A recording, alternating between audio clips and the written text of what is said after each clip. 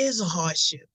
Everything about pretrial and probation is hard because it's not a relationship. It's someone telling you what to do. Like it might not be a big thing to most, but if you don't have transportation and you have yet to be able to obtain employment, how are you going to get on the bus? Who going to give you money to get on the bus? Like it's something as simple as that. And even like if part of your requirements is that you have to take urine, that means you have to go to a laboratory and to give your urine. And it's sometimes, most of the time, it's totally out your way. It's not in your neighborhood. So it's totally out of your way, but you have to go. And it's like, they don't sympathize with you. Like they don't want to try to understand. You just have to get it done. And I get it. I get that you have an overload of clients. You cannot pay particular attention to people's needs and wants, but it's important that, because if you don't pay attention, then they're going to fail.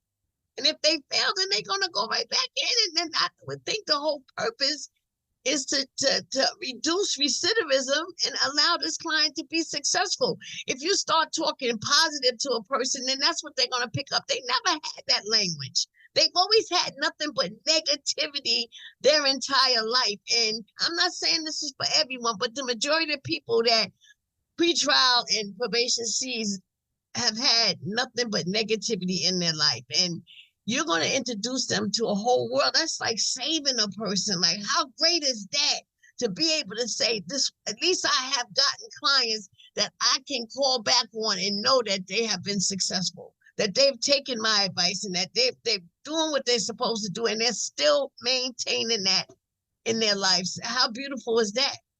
Everyone deserves that second chance. Everyone does.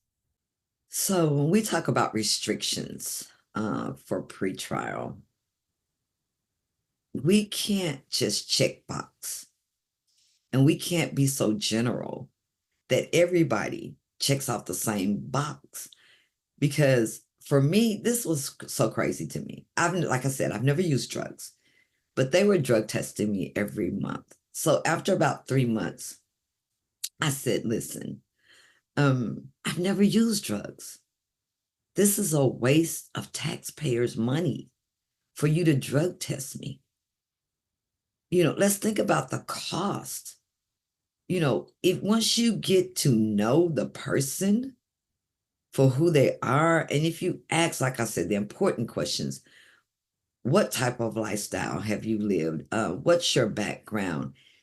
And if you're transparent in your questions and allowing people to know why you're asking the questions is to truly give an assessment so you can serve them the best, you're going to get honest, transparent answers. But you've got to let people know that you actually care about them succeeding.